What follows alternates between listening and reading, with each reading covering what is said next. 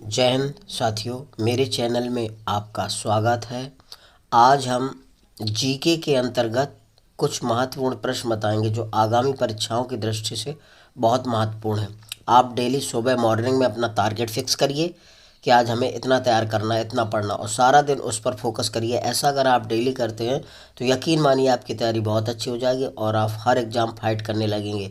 इसीलिए हम कहते हैं कर दिखाओ कुछ ऐसा कि सब करना चाहें आप जैसा। अब देखिएगा पहला क्वेश्चन, उत्तर प्रदेश में एक बब्बर शेर सफारी स्थापित किया जा रहा है कहाँ पर?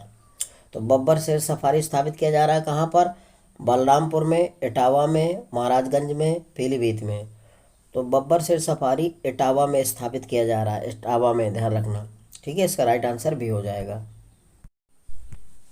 अगला क्वेश्चन है, सूची एक को सूची दो से सम्मिलित कीजिए और सूचियों के नीचे दिए गए कोड का उपयोग करके सही उत्तर चुनिए। तो सूची एक है, सूची दो है। इस तरह स्थान दिया, इधर उद्योग दिया है। तो पहला है चुर्क। चुर्क का संबंध किससे है? किसका उद्योग है चुर्क में? तो चुर्क में सीमेंट का उद्योग, ध्यान रखना। इसका राइट आंसर होगा 3। फिरोजाबाद चूड़ियों के लिए फेमस है। फिरोजाबाद क्या के लिए? चूड़ियों के लिए। फिरोजाबाद में चूड़ियाँ बनती हैं। अलीगढ़ में ताला बनते हैं, ताला के लिए फेमस है अलीगढ़। मेरठ में खेल का सामान बनता है, ध्यान रखना। मेरठ में क्या बनता है? खेल का सामान। तो चुर्क जो है फेमस है सीमेंट उद्योग के लिए। फिरोजाबाद उद्योग है चूड़ी उद्योग के लिए, और अलीगढ़ है ताला उद्योग के लिए, ताला बनते हैं, और मेरठ है खेल का सामान। ठीक है, इस तरह से इसका राइट आंसर होगा। अगला क्वेश्चन है, उत्तर प्रदेश जमींदारी उन्मूलन और भूमि सुधार अधिनियम 1950 अंतर्निहित है 5वीं अनुसूची में, 7वीं अनुसूची में, 9वीं अनुसूची में और 11वीं अनुसूची में। तो उत्तर प्रदेश जमींदारी उन्मूलन और भूमि सुधार अधिनियम 1950 ये 9वीं अनुसूची से संबंधित है। तो 1950 को संविधान की 9वीं अनुसूची में से शामिल किया गया था। उत्तर प्रदेश की जो जमींदारी उन्मूलन और भूमि सुधार का संबंध किससे? 9वीं अनुसूची में जोड़ा गया था 1950 में, ध्यान रखना। तो उसका राइट आंसर हो जाएगा सी। अगला क्वेश्चन है, मानसिक रूप से विकलांग हेतु राष्ट्रीय संस्थान निम्नलिखित में से कहाँ अवस्थित है? मानसिक रूप से विकलांग हेतु राष्ट्रीय संस्थान कहाँ अवस्थित है? हैदराबाद में, नई दिल्ली में, कोलकाता में, चेन्नई में। तो मानसिक रूप से विकलांग हेतु राष्ट्रीय संस्थान कहाँ है? ये हैदराबाद में, सिकंदराबाद के हैदराबाद जिले में स्थित है, ध्यान रखना। कहाँ है? सिकंदराबाद के हैदराबाद जिले में स्थित है राष्ट्रीय मानसिक विकलांग संस्थान, ध्यान रखना। इसका राइट आंसर हो जाएगा ए। अगला क्वेश्चन है, किसके सिक्कों पर बगदाद के अंतिम खलीफा का नाम सर्वप्रथम अंकित हुआ था? कुतुबुद्दीन ऐबक, इल्तुतमिश, अलाउद्दीन खिलजी, अलाउद्दीन मसूद शाह। तो ध्यान रखिएगा, सिक्कों पर बगदाद के अंतिम खलीफा का नाम सर्वप्रथम अलाउद्दीन मसूद शाह का नाम अंकित हुआ था, ध्यान रखना। किसके सिक्कों पर? तो अलाउद्दीन मसूद शाह के सिक्कों पर सर्वप्रथम खलीफा का नाम अंकित हुआ था। इसका राइट आंसर हो जाएगा डी, ध्यान रखिएगा। अगला क्वेश्चन देखिए, संसार का सर्वाधिक जनसंख्या वाला मरुस्थल है? सहारा है, गोबी है, थार है, कालाहारी है। तो संसार का सर्वाधिक जनसंख्या वाला मरुस्थल है थार, ध्यान रखना। इसका राइट आंसर हो जाएगा सी। थार का जो जनसंख्या घनत्व है ये है 84 व्यक्ति प्रति वर्ग किलोमीटर है, जबकि सहारा, गोबी और कालाहारी का जनसंख्या घनत्व कितना है? ये 7 व्यक्ति प्रति वर्ग किलोमीटर है, ध्यान रखना। तो सबसे ज़्यादा इसका किसका है? थार का। इसलिए सबसे जनसंख्या वाला मरुस्थल कौन हो जाएगा? थार। Right answer C. अगला क्वेश्चन है, निम्नलिखित में से कौन सही सम्मिलित नहीं है? नागल बांध सतलज नदी पर, सरदार सरोवर परियोजना नर्मदा नदी पर, नागार्जुन सागर गोदावरी नदी पर, और हीराकुंड बांध महानदी पर। तो इन चारों में से कौन सही नहीं है? तो जो नागार्जुन सागर बांध है ये गोदा नदी पर नहीं है, ये कृष्णा नदी पर बनाया गया है। नागार्जुन जो सागर बांध है ये कृष्णा नदी पर, कहाँ पर? कृष्णा नदी पर है। नागल बांध सतलज नदी पर, बिल्कुल सही है। सरदार सरोवर परियोजना नर्मदा नदी पर बनाया गया और हीराकुंड बांध परियोजना महानदी पर है। तो ये तीनों सही है। नागार्जुन सागर जो है गोदावरी में नहीं है, ये कृष्णा नदी पर है। तो इसका राइट आंसर हो जाएगा सी। अगला क्वेश्चन है, अपने प्रदूषकों के कारण निम्न में से कौन सी नदी जैविक मरुस्थल कहलाती है? यमुना नदी, पेरियार नदी, दामोदर नदी और महानदी। तो अपने प्रदूषण के कारण जैविक मरुस्थल कहलाती कौन सी नदी? अगला क्वेश्चन है, अपने प्रदूषकों के कारण निम्न में से कौन सी नदी जैविक मरुस्थल कहलाती है? यमुना नदी, पेरियार नदी, दामोदर नदी और महानदी। तो जैविक मरुस्थल कहलाती है दामोदर नदी। तो इसका राइट आंसर हो जाएगा सी। ध्यान रखना, सबसे ज़्यादा प्रदूषित होने के कारण ये क्या कहलाती है? जैविक मरुस्थल कहलाती है। ध्यान रखना, तो राइट आंसर हो जाएगा सी। अगला क्वेश्चन है, चिपको आंदोलन मूल रूप से किसके विरुद्ध था? जल प्रदूषण के, ध्वनि प्रदूषण, वन कटाई के, सांस्कृतिक प्रदूषण। तो चिपको आंदोलन मूल रूप से वन कटाई के विरुद्ध था। ध्यान रखना, वनों के कटाई को रोकने से संबंधित था। इसको चलाया था सुंदरलाल बहुगुणा ने। ठीक है, उत्तराखंड से संबंधित है ये। चिपको आंदोलन मूल रूप से किसके विरुद्ध था? वनों की कटाई से, वनों की कटाई को रोकना था। इसके जनक हैं सुंदरलाल बहुगुणा। ध्यान रखना। अगला क्वेश्चन है, एको मार्क उन भारतीय उत्पादों को दिया जाता है जो शुद्ध एवं मिलावट रहित हों, प्रोटीन समृद्ध हों, पर्यावरण के प्रति मैत्रीपूर्ण व्यवहार हो और आर्थिक दृष्टि से व्यवहार हो। तो देखिए, एको मार्क उन भारतीय उत्पादों को दिया जाता है जो पर्यावरण के प्रति मैत्रीपूर्ण व्यवहार करते हैं, जो पर्यावरण में शुद्ध रखने में सहायता करते हैं, प्रदूषण को नहीं फैलाते।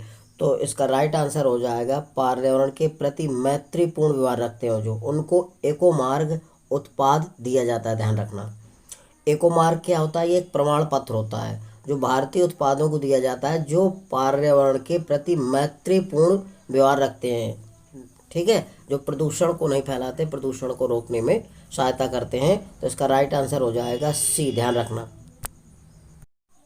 अगला क्वेश्चन है, पर्यावरण प्रदूषण दिवस मनाया जाता है दिसंबर 1 को, 5 जून को, नवंबर 14 को, अगस्त 15 को। कहने का मतलब 14 नवंबर को, 15 अगस्त को, 5 जून को और 1 दिसंबर को। तो विश्व पर्यावरण दिवस 5 जून को मनाया जाता है। इसका राइट आंसर भी हो जाएगा। ध्यान रखना, प्रथम विश्व पर्यावरण दिवस 5 जून 1973 को मनाया गया था। ध्यान रखना, 5 जून 1973 को प्रथम विश्व पर्यावरण दिवस मनाया गया था 1973 को। तब से लेकर अभी तक मनाया जाता है 5 जून को। ध्यान रखना, तो इसका राइट आंसर भी हो जाएगा। अगला क्वेश्चन है, निम्नलिखित में से कौन सी हरित गृह गैस नहीं है? Carbon dioxide, methane, nitrous oxide, nitrogen. तो इन चारों में से ध्यान रखिएगा, नाइट्रोजन जो है हरित गृह गैस नहीं है। कार्बन डाइऑक्साइड CO2 है और मीथेन CH4 है और नाइट्रस ऑक्साइड N2O है। ये सभी क्या है? हरित गृह गैस हैं। ध्यान रखना, इसमें carbon dioxide, nitrous oxide, methane, chlorofluorocarbon आदि प्रमुख ग्रीन हाउस गैसें हैं। ध्यान रखना, ग्रीन हाउस गैसों को ही हरित गृह गैसें कहा जाता है। तो नाइट्रोजन जो N2 होती है, ये क्या है? हरित गृह नहीं है, यानी कि ग्रीन हाउस गैस नहीं है। ध्यान रखना, ठीक है। तो इसका राइट आंसर डी हो जाएगा। अगला क्वेश्चन है, निम्नलिखित में से कौन सही सुमेलित नहीं है? परिस्थितिकी विज्ञानों का केंद्र कहाँ है? बेंगलोर में। बिल्कुल सही है ये। परिस्थितिकी विज्ञान केंद्र कहाँ है? बेंगलोर में। अगला है, भारतीय वन्य प्राणी संस्थान कहाँ है? देहरादून। ये भी सही है। भारतीय वन प्राणी संस्थान कहाँ है? देहरादून में। भारतीय वन प्रबंधन संस्थान कहाँ है? कोलकाता। ये रॉन्ग है, कोलकाता में नहीं, ये भोपाल में। कहाँ? भोपाल में। तो भारतीय वन प्रबंधन संस्थान कहाँ है? कोलकाता में नहीं, भोपाल में। तो राइट आंसर इसका सी हो जाएगा। ध्यान रखना, ये सुमेलित नहीं है। हिमालय पर्यावरण एवं विकास का गोविंद बल्लभ पंत संस्थान कहाँ है? अल्मोड़ा में। ये सही है। तो आपका तीसरा जो विकल्प है ये सही नहीं है। ध्यान रखना, परिस्थितिकी विज्ञान केंद्र कहाँ? बेंगलोर में। भारतीय वन प्राणी संस्थान कहाँ? देहरादून में। ध्यान रखना, भारतीय वन प्रबंधन संस्थान कहाँ है? भोपाल में है, कोलकाता में नहीं है। हिमालय पर्यावरण एवं विकास गोविंद बल्लभ पंत संस्थान कहाँ? अल्मोड़ा। ठीक है। अगला क्वेश्चन है, काजीरंगा के लिए जाना जाता है गैंडा के लिए, बाघ के लिए, पक्षी के लिए, शेर के लिए। तो जो काजीरंगा अभ्यारण्य है असम राज्य में स्थित है ये, असम राज्य के गोलाघाट एवं नौगांव जिले में स्थित है। ध्यान रखना, काजीरंगा कहाँ पूछा जाता है तो असम राज्य में स्थित है, और पूछा जाए जिले में तो गोलाघाट एवं नौगांव जिले में स्थित है। ध्यान रखना। तो ये एक सींग वाले गैंडा के लिए फेमस है। काजीरंगा जो अभ्यारण्य है ये एक सींग वाले गैंडे के लिए फेमस है, तो इसका राइट आंसर हो जाएगा ए। ध्यान रखना, काजीरंगा काहे के लिए प्रसिद्ध है, एक सींग वाले गैंडे के लिए फेमस है, तो इसका राइट आंसर ए हो जाएगा। अगला क्वेश्चन है, प्रकाश का रंग निर्धारित होता है किसके आयाम से, तरंगदैर्घ्य से, तीव्रता से, वेग से। तो प्रकाश का जो रंग होता है निर्धारित होता है वो तरंगदैर्घ्य से, जिसकी जितनी अधिक तरंगदैर्घ्य होती है उसका प्रकीर्ण उतना ही अधिक कम होता है। प्रकाश का रंग निर्धारित होता है किससे, तरंगदैर्घ्य से, तो इसका राइट आंसर बी हो जाएगा। प्रकाश का रंग निर्धारित होता है तरंगदैर्घ्य से, इसका राइट आंसर बी हो जाएगा। अगला क्वेश्चन है, परश्रव्य वे ध्वनियाँ हैं जिनकी आवृत्ति होती है 20,000 हर्ट्ज से अधिक, 10,000 हर्ट्ज से कम, 1,000 हर्ट्ज के बराबर, उपरोक्त में से कोई नहीं। तो परश्रव्य तरंग क्या होती है, ऐसी तरंग जिनकी आवृत्ति 20 हर्ट्ज से लेकर 20,000 तक, कितनी 20,000 तक होती है, वो परश्रव्य तरंग कहलाती है। ध्यान रखना, तो ये इसका राइट आंसर हो जाएगा 20,000 हर्ट्ज से अधिक। ध्यान रखना, 20,000 हर्ट्ज से अधिक। अगला क्वेश्चन है, पीने के पानी को शुद्ध करने के लिए निम्नलिखित में से गैसों में से किसका प्रयोग में लाया जाता है। कहने का मतलब ये है कि जो पीने वाला पानी उसको शुद्ध करने के लिए किन गैसों का प्रयोग किया जाता है। तो sulphur dioxide, chlorine, fluorine, carbon dioxide.